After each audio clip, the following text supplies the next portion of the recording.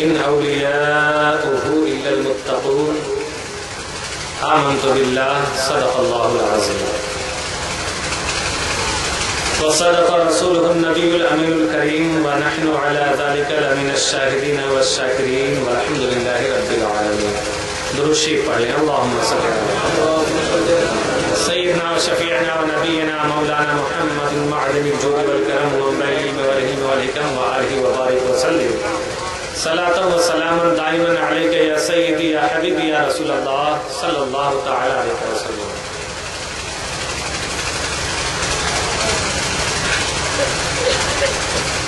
جتنا سکون ہے مجھ کو، جتنا سکون ہے مجھ کو تیری گداگری میں،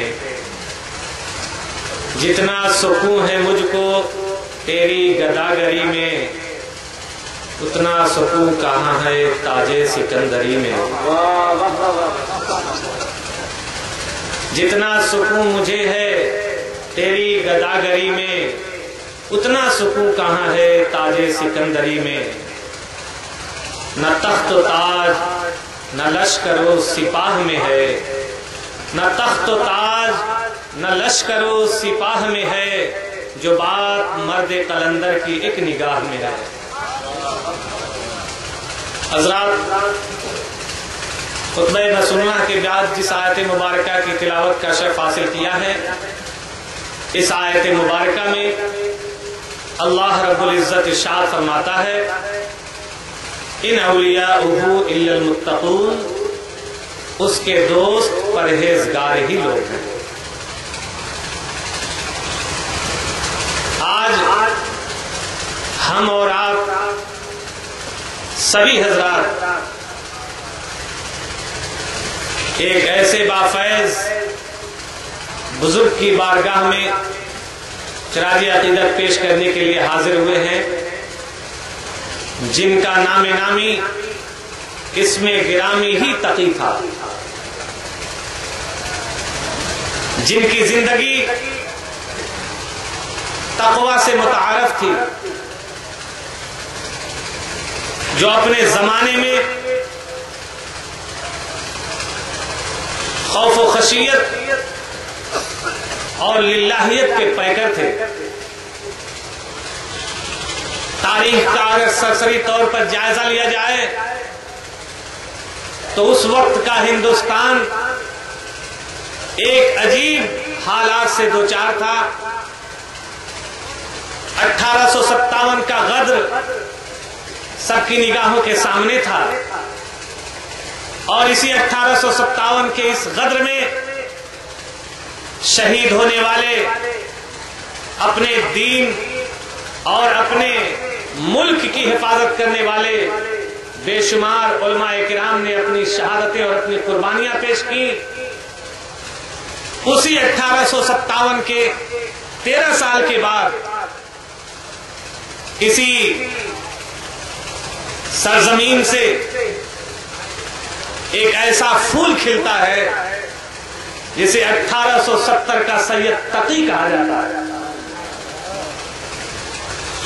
جن کے فیض کا دریا اور جن کے سلسلے کا سوتا حضرت مجدد الفسانی رحمت اللہ علیہ سے لے کر سرکار سندیلا تک، اور سرکار سندیلا سے لے کر روحانیت کی یہ ساری جگمگاتی ہوئی قندیلیں جو آج باغ و بہار اور ہر طرف لوگوں کا ہجوم اور ازدحام جو دیکھنے میں آ رہا ہے، ان سارے سلسلوں کی کڑیوں کا ایک تسلسل جو ہمیں ملتا ہوا نظر آتا ہے، یہ اسی بزرگ بافیض کے حصے اور انہی کے نظریے سے ہمیں ملتا چلا رہا ہے.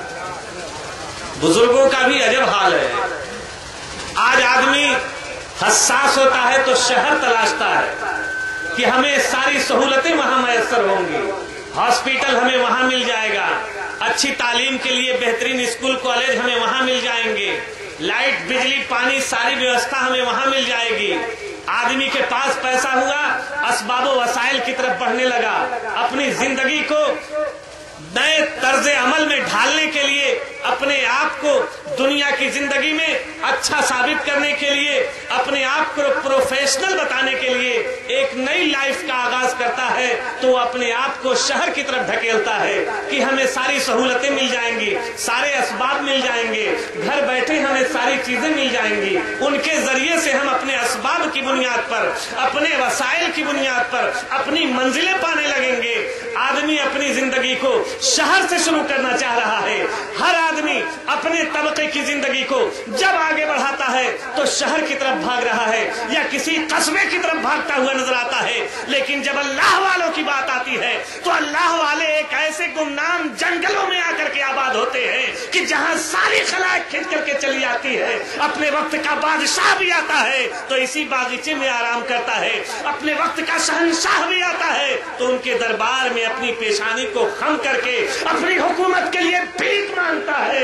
ये उन्हीं लोगों का आस्थाना है जिनकी बारगाहों में अरबाबा ने फिक्र नजर ने भी खम किया है और शहंशाहों ने भी जिनके दरबारों में अपनी पेशानियां झुका करके अपने लिए अमान मांगी है, अपनी सल्तनत के लिए भीख मांगी है, अपने आल और औलाद की हिफाजत के लिए भीख मांगी है। ये बुजुर्गों का आस्थाना है। बुजुर्गों की बात समझने के लिए किसी सफेद किरतास के पलटते हुए और आग पर लिखी हुई तहरीरों के जरिए से नहीं, बल्कि उस खुमखाने दिल की मार्फत के जरिए से जाना जाता है, जिसे इंसान कलम और किताब के नुस्खों से नहीं हासिल करता है, बल्कि इस इल्म को इल्म सीना से हासिल करता हुआ नजर आता है। और यही इल्म सीना जब धीरे धीरे मुंतकिल होता है तो सज्जादगी की मंजिल आती है, मशाइखियत का मर्तबा आता है, वलीअहद का मर्तबा चुना जाता है और उस मर्तबे पर फायज होने के लिए न जाने कितनी उन्हें मुराकबे कराए जाते हैं, कितने असबाब पढ़ाए जाते हैं, किन किन मुराकबे और मुजाहिदे से गुजारा जाता है। और उसके बाद जब उसमें ऐसे अनवारों दरकात की रोशनी नजर आने लगती है तो उसे साहिब सज्जादा कर दिया जाता है।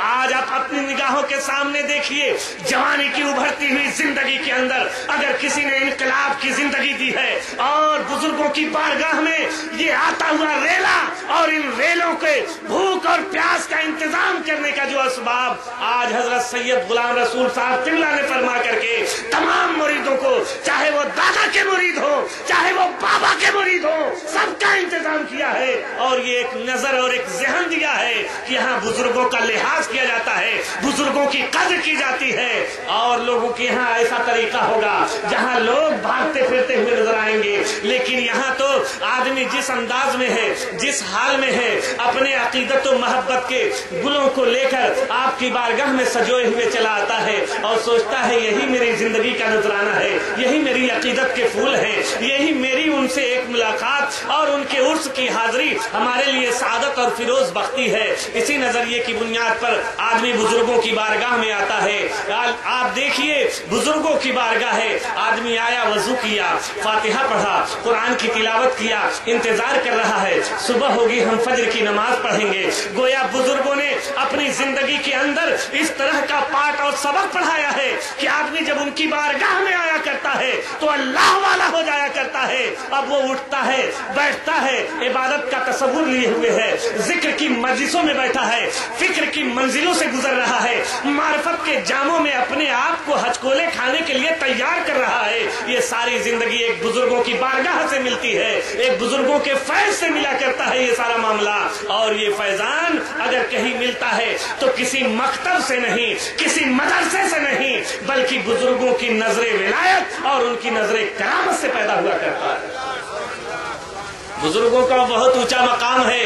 हम लोग सिर्फ ये समझ लेते हैं कि जो थोड़े ज्यादा चौड़े लंबे और बहुत ज्यादा मुरीद वाले हैं वो बहुत बड़े बुजुर्ग हो गए हैं। ऐसी बात नहीं है। बुजुर्गी में करामत का होना ये कोई शर्त और अनिवार्य नहीं है। करामत तो सबसे बड़ी यही है कि इंसान मुत्तबे शरीयत हो। वो पीर जो शरीयत का पाबंद है वो सबसे बड़ी करामत उसकी है कि उसने अपनी जिंदगी के अंदर अपने आप को उस वह रसूल में ढाल करके अपनी जिंदगी का आगाज किया है और अपने नशो नमा के इस रुश्द हिदायत के मनसब पर फायज होकर लोगों को जो ज़हन और दर्स दे रहा है, ये मोहब्बत का दर्स दे रहा है, अखलाक का दर्स दे रहा है, अखुवत का दर्स दे रहा है, भाईचारगी का दर्स درس دے رہا ہے، پیغام کا درس دے رہا ہے، محبت کے پاٹ پڑھا رہا ہے، یہ ساری چیزیں درسگاہوں سے ملتی ہے۔ آئیے ہم دیکھتے ہیں درسگاہوں کے اس فیضان کے ساتھ صوفیاؤں کے فیضان کا کیا حصہ ہمیں ملتا ہوا نظر آتا ہے۔ ہم صفہ کی تاریخ اٹھاتے ہیں، وہی ایک کچا چبوترا تھا۔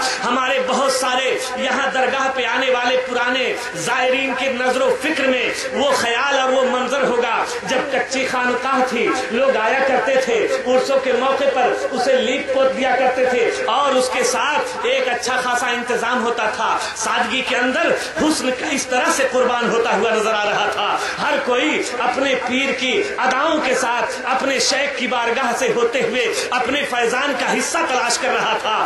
اسی صفہ کی منزل سے ہم تصوف کی زندگی کا جائزہ لیتے ہوئے نظر آتے ہیں۔ وہ ایسے جانثار تھے جن کا کوئی گھر نہ تھا، جن کی کوئی زندگی نہ تھی، اگر ان کی زندگی تھی تو سب سے بڑی زندگی یہی تھی کہ وہ جب بھی اٹھیں اللہ کا ذکر کریں، جب بھی ان کی آنکھیں کھلے رسول کا دیدار ہو جائے۔ اسی صفہ پہ بیٹھے رہنے والے اصحاب اپنی زندگی کو اللہ کے دین کے حاصل کرنے کے لیے اور رسول اللہ صلی اللہ علیہ وسلم کی نظروں کے درشن کرنے کے لیے اپنے آپ کو وقف کر دیا تھا۔ اور صفہ کے اسی چبوترے سے اٹھنے والا یہ مہکتا ہوا مہتاب دنیا کے کونے کونے میں بیٹھا تو کسی نے یہ نہیں کہا کہ اپنے وقت کا کمانڈر ان چیف ہے، آخر اسے مدرسے میں کیا مل سکتا ہے؟ کچے چبوترے پر بیٹھنے والا کسی قوم کا سپہ سالار کیسے ہو سکتا ہے؟